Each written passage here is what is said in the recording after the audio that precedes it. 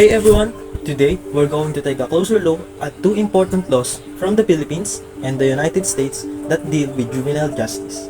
These are the Juvenile Justice and Welfare Act of 2006, also known as Republic Act 9344, and the Juvenile Delinquency and Prevention Act in the United States. Though both laws focus on how to handle minors who commit crimes, they have some key similarities and some pretty big differences, based on the legal systems and cultures of their respective countries. Let's break it down, shall we? Let's start with Republic Act 9344 in the Philippines. Republic Act 9344 is all about protecting minors who get into trouble with the law. It focuses on rehabilitation instead of punishment. The law says that kids under 15 can't be held criminally responsible, though it encourages diversion programs such as community service or counseling to keep kids out of the formal justice system. For kids between 15 and 18, there are still protections in place, but they may be held accountable depending on the case. The JDPA, on the other hand, is a bit broader. It was passed in 1974 and aims to set national standards for how the US handles juvenile justice. It focuses on preventing juvenile crime and making sure young offenders are treated fairly. It's mostly about getting kids out of adult jails and prisons, keeping them in juvenile facilities, and making sure they have opportunities for rehabilitation. Both laws emphasizes rehabilitation over incarceration, but they go about it in different ways. So what's the same? Number 1. Focuses on rehabilitation. One of the biggest similarities is that both laws focuses on rehabilitating kids rather than just punishing them. Both Republic Act 9344 and the JDPA believe that young offenders have a chance to change and reintegrate into society, so they should get programs that help them grow and learn from their mistakes, not just serve time in prison. Another is avoiding adult detention.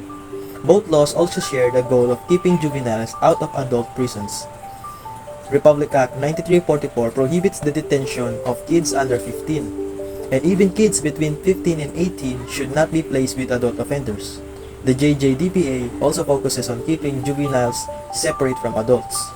It requires that juveniles be held in juvenile detention centers instead of adult jails, which are seen as places that can make young people more likely to reoffend.